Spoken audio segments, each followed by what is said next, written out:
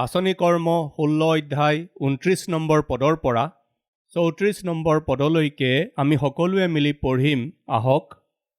তেতিয়া তেওঁ চাকি খুজি ভিতৰলৈ লৰি আহি কঁপি কঁপি পৌল আৰু চিলৰ আগত পৰিল।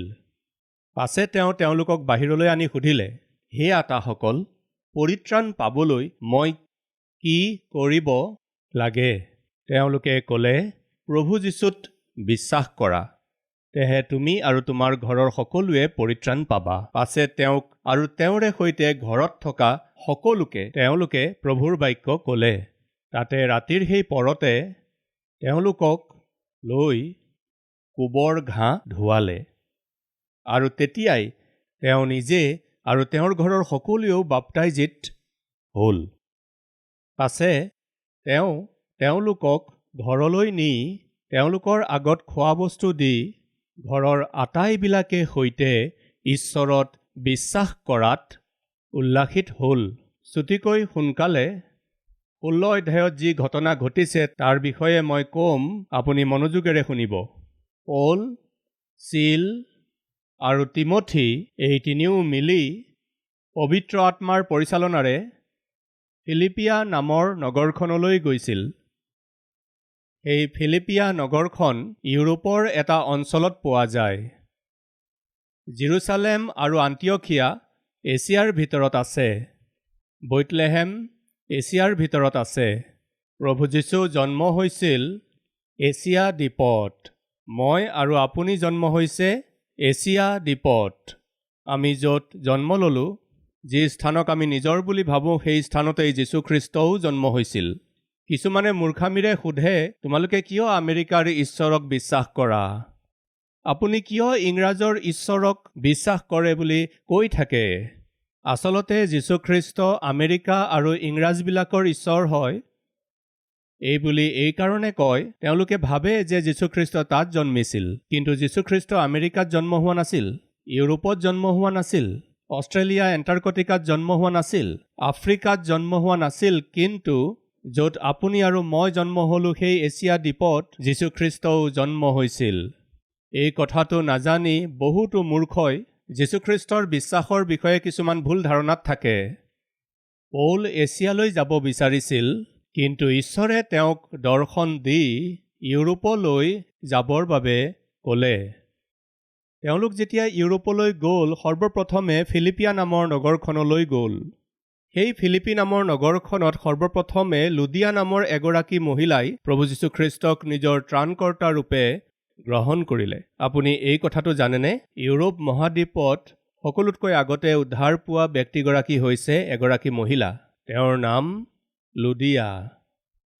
তেওঁ কেৱল প্ৰভু যীশুখ্ৰীষ্টক গ্ৰহণ কৰাই নহয়, তেওঁ ব্যৱসায় কৰিছিল। তেওঁ এগৰাকী ধনী মহিলা আছিল আৰু তেওঁৰ এটা ডাঙৰ ঘৰ আছিল কাৰণে পৌল, চিল, তিমথিয় আৰু তেনেদৰেই লোক এই সকলোৱে তাত শুভবাৰ্তাৰ পৰিচৰ্যা কৰি থাকোঁতে তেওঁ নিজৰ ঘৰৰ কিছু ভাগ মণ্ডলীৰ কাৰণে দি দিলে।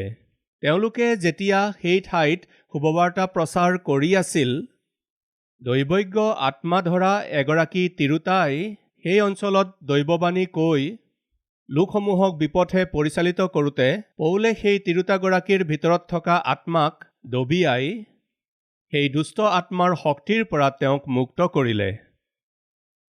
সেই দুষ্ট আত্মাই ধৰা তিৰোতাগৰাকীয়ে দৈৱবাণী কৈছিল। সেইকাৰণে তেওঁক আধাৰ হিচাপে লৈ তাত থকা কিছুমান লোকে ধন উপাৰ্জন কৰিছিল। পৌলে সেই দুষ্ট আত্মাক তাইৰ পৰা উলিয়াই দিয়াৰ কাৰণে তেওঁলোকে যি উপাৰ্জন পাই আছিল সেয়া বন্ধ হৈ গ'ল।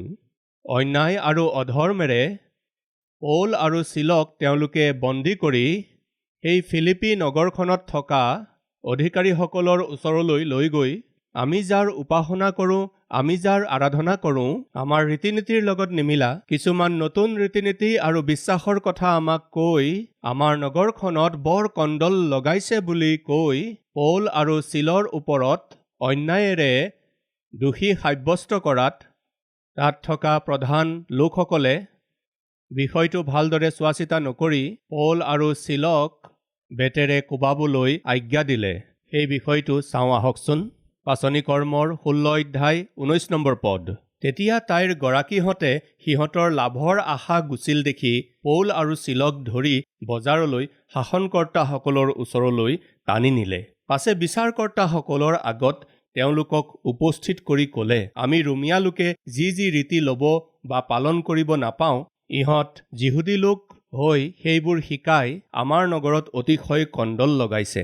তেতিয়া লোকসমূহ তেওঁলোকৰ অহিতে উঠিল আৰু বিচাৰকৰ্তাসকলে তেওঁলোকক কাপোৰ বখলিয়াই বেতেৰে কোবাবলৈ আজ্ঞা দিলে।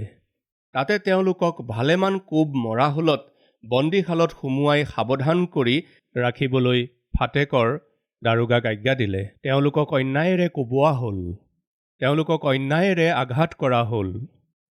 আনৰ উপকাৰ কৰাৰ কাৰণে, কেৱল প্ৰভুৰ বিষয়ে মানুহক কোৱাৰ কাৰণেই ভালেমান কোব মৰা গ'ল। আজি আমাৰ মাজত এনেকুৱা লোক আছে নেকি?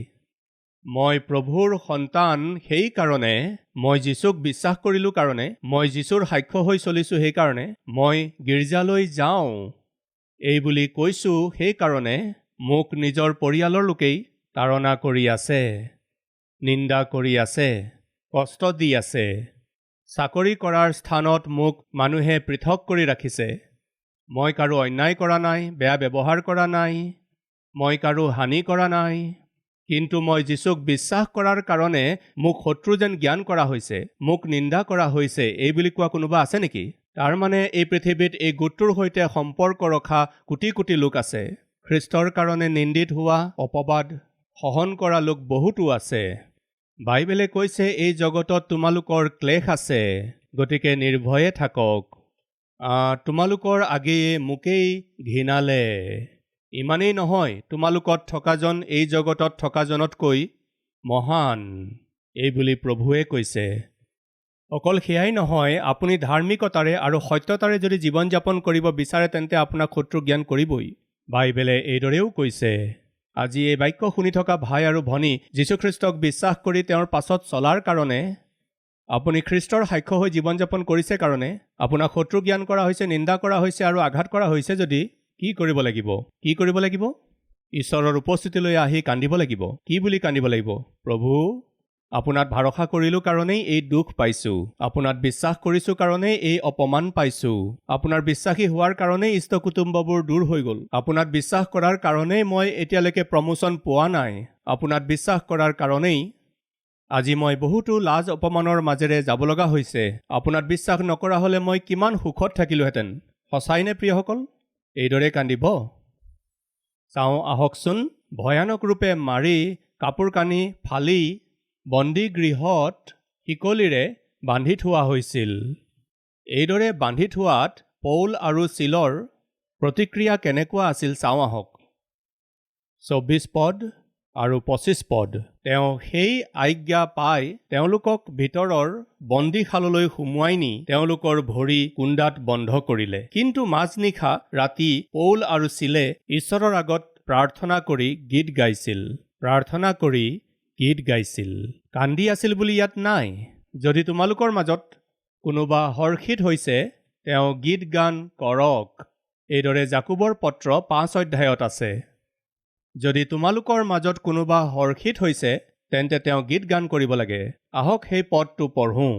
জাকুবৰ পত্ৰ 5 অধ্যায়ৰ 13 নম্বৰ পদ পঢ়িবলৈ লৈছোঁ। তোমালোকৰ মাজত কোনোবাই ক্লেশ ভোগ কৰিছেনে? তেওঁ প্ৰাৰ্থনা কৰক। কোনোবা হৰ্ষিত হৈছেনে? তেওঁ গীত গান কৰক। ক্লেশ ভোগ কৰিছে যদি প্ৰাৰ্থনা কৰক, হৰ্ষিত হৈছে যদি গীত গান কৰক।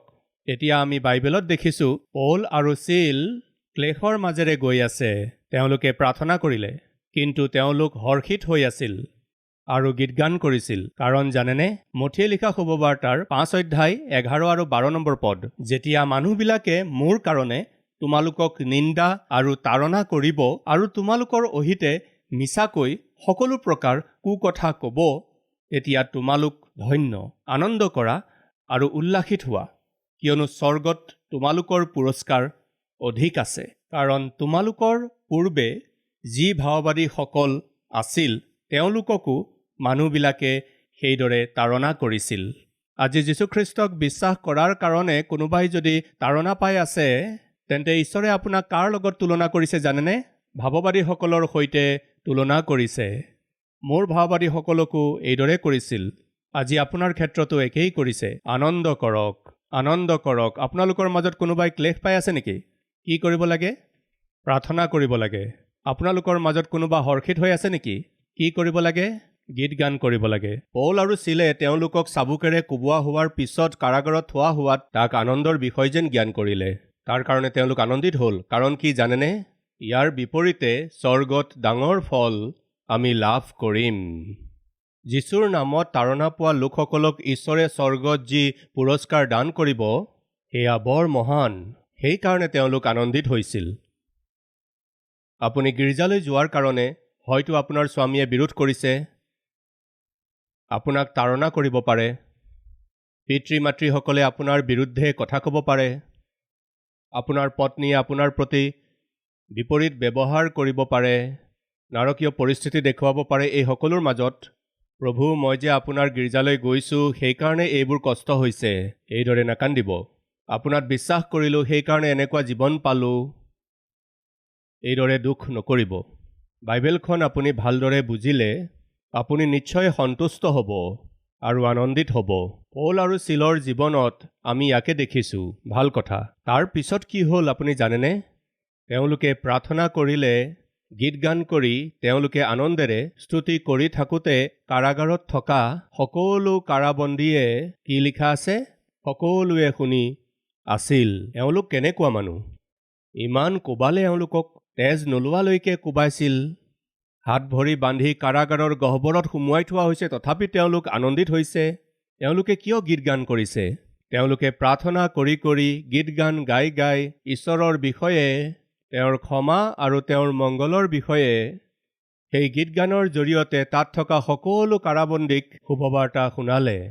তেওঁলোকে সেই শুভবাৰ্তা শুনিলে, তেওঁলোকৰ ব্যক্তিত্ব আৰু জীৱনক দেখিলে।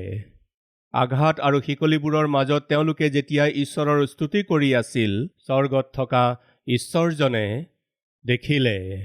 কেৱল দেখাই নহয়, কি কৰিলে জানেনে বাৰু? তেওঁ এটা ভয়ানক ভূমিকম্প পঠালে আৰু কাৰাগাৰটো লৰি গ'ল। দুৱাৰ মুকলি হৈ গ'ল, বন্ধন মুকলি হৈ গ'ল, ভেটি লৰি গ'ল। কেৱল তেওঁলোকৰহে দুৱাৰ নহয়, তাত থকা সকলো কাৰাবন্দীৰ দুৱাৰবোৰ খুলি গ'ল, বন্ধনবোৰ মুকলি হ'ল। যি সময়ত বন্ধনবোৰ খুলি গ'ল, শিকলিবোৰ ছিঙি গ'ল, পৌল আৰু চিলে কি কৰিব লাগিছিল? পলাব লাগিছিল। ঈশ্বৰে অদ্ভুত ৰূপে দুৱাৰবোৰ খুলি দিলে, এই বুলি ভাবি পলাব লাগিছিল। কাৰাবন্দীসকলো পলাব লাগিছিল। হয়তো পলাই গ'ল এই বুলি ভাবি কাৰাগাৰৰ দাৰোগাজনে নিজকে হত্যা কৰিবলৈ চেষ্টা কৰিলে। তেওঁ এইদৰে আত্মহত্যা কৰিবলৈ বিচৰাৰ কাৰণটো হৈছে, যি হ'ব নালাগিছিল সেয়া হৈ গ'ল চাগৈ। সকলোবোৰ কাৰাবন্দী পলাই গ'ল চাগৈ, বোধ কৰোঁ, এই বুলি ভাবি তেওঁ আত্মহত্যা কৰিবলৈ চেষ্টা কৰিলে।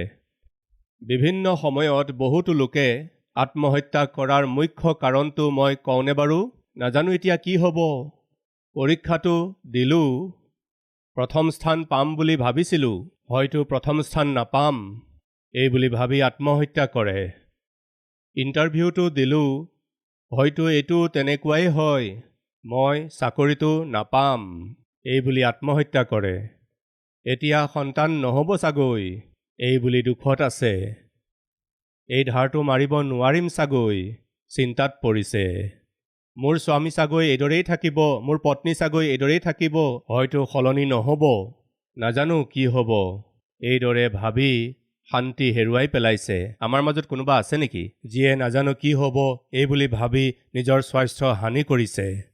ৰন্ধন কৰি থকা, চিন্তা কৰি থকা কোনোবা আছে নেকি? পৌল, চিল আৰু সকলোবোৰ কাৰাবন্দী পলাই গ'ল চাগৈ, এই বুলি ভাবি নিজৰ তৰোৱালেৰে নিজক হানি কৰিবলৈ লওঁতে পৌল আৰু চিলে জোৰকৈ চিঞৰিলে, একো হানি নকৰিবা, তুমি আত্মহত্যা নকৰিবা। আমাৰ মাজৰ কোনো কলৈকো পলোৱা নাই। তুমি ভাবিছা, কিন্তু তোমাৰ ভাৱনাবোৰ বাস্তৱিক নহয়। আজি আছে নেকি কোনোবা আমাৰ মাজত? নাজানো কি হ'ব, মই এটা কথা কওঁ, এজন খ্ৰীষ্টীয় বিশ্বাসীৰ জীৱনত নাজানো কি হ'ব এই বুলি কোৱাৰ কোনো স্থান নাথাকে। কাৰণটো হৈছে ঈশ্বৰে হয় বুলি ক'লে হয়, নহয় বুলি ক'লে নহয়। এনেকুৱাই ঈশ্বৰজনে আমাক মাজতে এৰি থৈ যোৱা বিধৰ নহয়। নাজানো বুলি কোৱাৰ স্থান নাই। মোৰ স্বামী সলনি নহ'ব চাগৈ। আপুনি চকুলোৰে প্ৰাৰ্থনা কৰিলে কিয় সলনি নহ'ব? আজি আপুনি যি বিষয়ৰ কাৰণে নাজানো কি হ'ব এই বুলি কৈ আছে, তাক প্ৰভুৰ হাতত সমৰ্পণ কৰিলে উত্তৰ কিয় নাপাব? নিৰ্দয়ীভাৱে কোবোৱা হ'ল, কাৰাগাৰত থোৱা হ'ল। তাৰ পৰা কেনেকৈ ওলাই আহিব? নাজানো। আমি আৰু বাহিৰলৈ আহিব নোৱাৰিম চাগৈ। এই কাৰাগাৰতেই আমি মৰিব লাগিব চাগৈ। এইদৰে তেওঁলোকে সন্দেহ কৰা হ'লে প্ৰাৰ্থনা নকৰিলেহেঁতেন।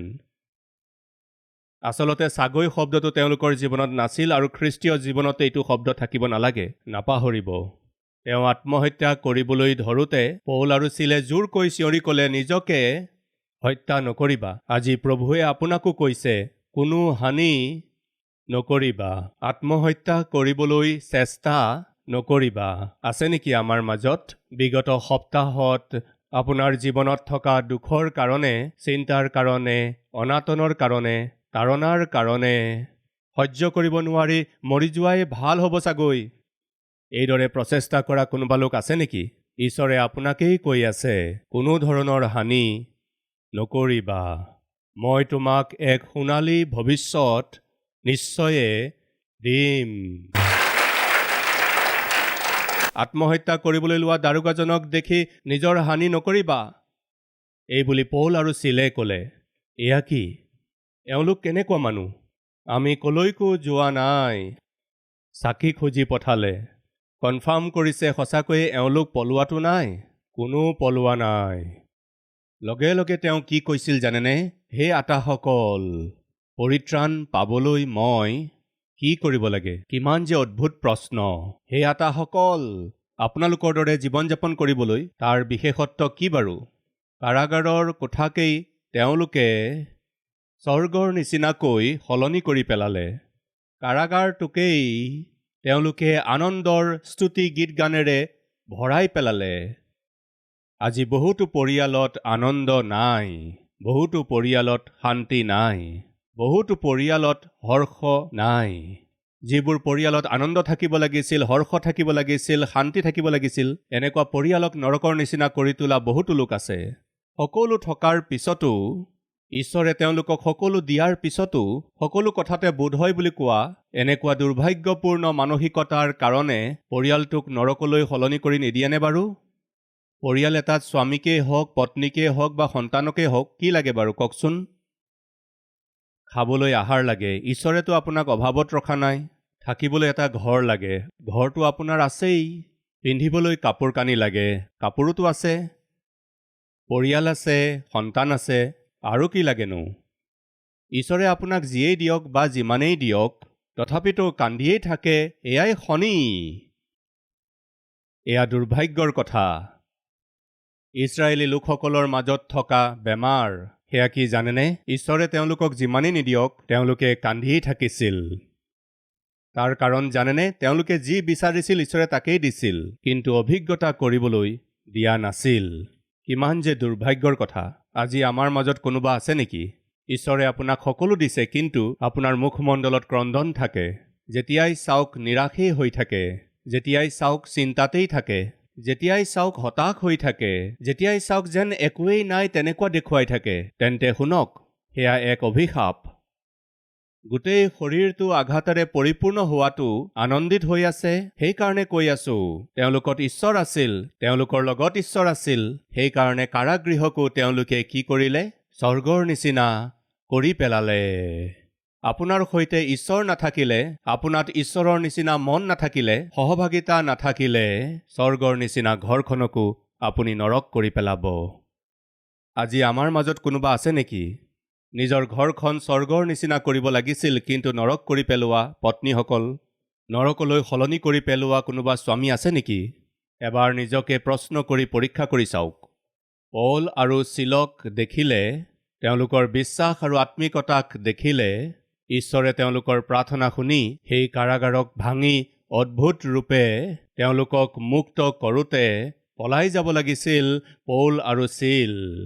কিন্তু অন্য কয়দীসকলো নপলাই তাতে থাকি যোৱাত এটা প্ৰশ্ন আহিল। সেই কাৰাগাৰৰ দাৰোগাই এটা প্ৰশ্ন সুধিলে, আতাসকল, পৰিত্ৰাণ পাবলৈ মই কি কৰিব লাগে? আপোনাকো চাই ভাই ভনীসকল, আপোনাৰ ধাৰ্মিকতাক দেখি অন্য লোকসকলে জিহুৱাৰ মহিমা যাতে কৰিব পাৰে তাৰ বাবে আপোনাৰ ধাৰ্মিকতাৰ কাৰ্যবোৰ দেখা পাবলৈ দিয়ক। আপোনাৰ ধাৰ্মিকতাৰ কাৰ্য, আমাৰ ভাল কৰ্ম, আমাৰ সিদ্ধ জীৱন যাপন, আমাৰ ন্যায়পৰায়ণ জীৱন যাপন, আমাৰ ওচৰ চুবুৰীয়াসকলে দেখি আপোনাৰ দৰে চলিবলৈ কি কৰিব লাগিব? আপোনাৰ দৰে পবিত্ৰ জীৱন যাপন কৰিবলৈ মই কি কৰিব লাগিব? আপোনাৰ দৰে সিদ্ধ জীৱন যাপন কৰিবলৈ মই কি কৰিব লাগিব? এইদৰে আমাৰ ওচৰ চুবুৰীয়াসকলে ক'লে কিমান যে ভাল হ'ব। সেইদিনা কাৰাগাৰৰ দাৰোগাই পৌলক সুধিছে, আতাসকল, আপোনালোকৰ দৰে হ'বলৈ মই কি কৰিব লাগে নহয় জানো? আপোনাৰ দৰেই মই আনন্দেৰে থাকিবলৈ হ'লে আঘাতৰ মাজত, দুখৰ মাজত কি কৰিব লাগে? অনুগ্ৰহ কৰি শুনক। পৌল আৰু চিল এওঁলোক অট্টালিকাত নাছিল প্ৰিয়সকল। ৰাজকীয় সা সুবিধাবোৰৰ মাজত তেওঁলোকক ৰখা নাছিল প্ৰিয়সকল। বেতেৰে কোবাই তেওঁলোকক আঘাত কৰি কাৰাগাৰৰ অন্ধকাৰ কোঠৰীত সুমুৱাই থোৱা হৈছিল। সেই অন্ধকাৰ কোঠৰীটোক ঈশ্বৰৰ মহিমাই ভৰাই পেলালে। সেই কাৰাগৃহক আৰাধনা কৰা স্থান কৰি পেলালে, স্বৰ্গৰ নিচিনা কৰি পেলালে। আনন্দেৰে তেওঁলোকে যেতিয়া গীত গান কৰি আছিল, কাৰাগাৰত থকা অন্য বন্দীসকল আচৰিত হ'ল। তেওঁলোক পলাব লাগিছিল কিন্তু নপলাই। দুৱাৰবোৰ মুকলি হোৱাত আৰু শিকলিবোৰ ছিঙি যোৱাটো তেওঁলোকো নপলাল। কেনে এক পৰিৱৰ্তন আনিলে এক ৰাতিতেই তেওঁলোকে। তেতিয়া তেওঁ প্ৰশ্ন কৰিলে যে পৰিত্ৰাণ পাবলৈ মই কি কৰিব লাগে? আমাৰ মাজত কোনোবাই এনেকুৱা প্ৰশ্ন কৰিছেনে? আমাৰ কোনোবাই এই কথাটো সুধিছেনে, ঈশ্বৰ, মই সলনি হ'বলৈ কি কৰিব লাগিব? শুধৰণি হ'বলৈ মই কি কৰিব লাগিব? মোৰ পৰিয়ালটো গঢ় দিবলৈ হ'লে মই কি কৰিব লাগিব? প্ৰভুক কেতিয়াবা এইদৰে সুধিছেনে? মই চিন্তা কৰি আছো, কান্দি আছো, মই চকু পানী টুকি আছো, যেতিয়াই দেখোঁ অনবৰতে কন্দনামোৱা, জীৱন সলনি কৰিবলৈ কি কৰিব লাগিব? বহুত চেষ্টা কৰাৰ পিছতো, বহুত কষ্ট কৰাৰ পিছতো মই মোৰ জীৱনত আৰ্থিক ৰূপে একোৱেই অৰ্জন কৰিব পৰা নাই। এনেকুৱা জীৱন মোৰ সলনি কৰিবলৈ হ'লে মই কি কৰিব লাগিব? সুখ, শান্তি আৰু সমৃদ্ধিৰ সৈতে মই থাকিবলৈ হ'লে মই কি কৰিব লাগিব? কেতিয়াবা এইদৰে সুধিছেনে? মোৰ প্ৰভুক এবাৰ প্ৰশ্ন কৰি চাওক। মোৰ প্ৰভুৰ পৰা আপোনাৰ প্ৰশ্নৰ উত্তৰ পাব। হে আতাসকল, পৰিত্ৰাণ পাবলৈ মই কি কৰিব লাগে? ইয়াৰ উত্তৰ কি জানেনে বাৰু? প্ৰভু যীশুত বিশ্বাস কৰা, তেহে তুমি আৰু তোমাৰ ঘৰৰ সকলোৱে পৰিত্ৰাণ পাবা। মই যদি যীশুখ্ৰীষ্টক বিশ্বাস কৰিব লাগে আৰু মোৰ পৰিয়ালে পৰিত্ৰাণ পাব লাগে, তাৰ কাৰণে কিমান সময় লাগিব? 1 বছৰ লাগিব, 2 বছৰ লাগিব, নে 10 বছৰ লাগিব? কিমান সময় লাগিব? এনেকুৱা প্ৰশ্ন আমাৰ বহুতৰে মনত থাকিব পাৰে। তেন্তে মোক ক'বলৈ দিয়ক। একে ৰাতিতেই, সেইদিনা ৰাতিতেই কাৰাগাৰৰ দাৰোগাজনে পৰিত্ৰাণ পালে। দাৰোগাজনৰ ঘৰৰ সকলোৱে পৰিত্ৰাণ পালে। পৰিত্ৰাণ পালে। একে ৰাতিতেই সকলো সলনি হৈ গ'ল। মোৰ প্ৰভুৱে মোৰ জীৱনত, আপোনাৰ পৰিয়ালত এইদৰেই কৰিব পাৰে। এক মুহূৰ্ততেই আপোনাক সলনি কৰিব পাৰে। 11 বছৰত, অতি কম বয়সতেই মই নিজৰ মইমতালিৰে জীৱন যাপন কৰিব ধৰিলোঁ।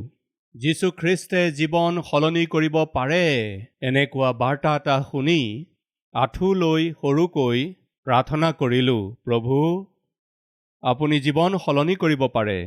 মই কিমান যে বেয়া আৰু নষ্ট হোৱা সেই কথা ভালকৈ জানো। মোক সলনি কৰিবনে? মই এই আঁঠু লোৱাৰ পৰা উঠাৰ লগে লগে সম্পূৰ্ণৰূপে সলনি হৈ যাব লাগে। মোক এইদৰে সলনি কৰিব পাৰিবনে? 12 বছৰীয়া মোৰ সেই কম বয়সতেই মই এইদৰে প্ৰাৰ্থনা কৰিছিলোঁ। আঁঠু লোৱাৰ পৰা মই উঠিলোঁ। জানেনে প্ৰিয়সকল, এজন নতুন ব্যক্তি হিচাপে এক মুহূৰ্ততেই মোৰ ঈশ্বৰে মোৰ জীৱনটো সলনি কৰি দিলে। এক মুহূৰ্ততেই মোৰ পাপে ভৰা হৃদয়খন উলিয়াই ঈশ্বৰে এখন নতুন হৃদয় দি দিলে। এক মুহূৰ্ততেই। আপোনাৰ জীৱন যিমানেই নষ্ট হোৱা বা যিমানেই ধ্বংস হোৱা হওক, যেতিয়াৰ পৰাই নষ্ট হৈ যোৱা হওক, আপোনাৰ জীৱনটো এক মুহূৰ্ততেই সলনি কৰি দিব পৰা ঈশ্বৰ আছে। সেইজন প্ৰভু যীশুখ্ৰীষ্ট, তাৰ ময়েই সাক্ষ্য। এইদৰে আপুনিও বিচাৰিছে যদি মোৰ সৈতে একেলগে আঁঠু লৈ প্ৰাৰ্থনা কৰক।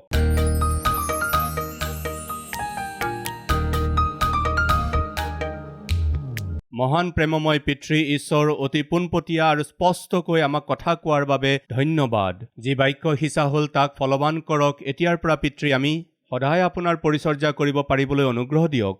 আপোনাৰ ইচ্ছা অনুসৰি আচল আৰু সঠিক খ্ৰীষ্টীয় বিশ্বাসী হিচাপে জীৱন যাপন কৰিবলৈ তেনে অনুগ্ৰহ দিয়ক। যীশু খ্ৰীষ্টৰ নামত মাগিছোঁ পিতা, আমেন।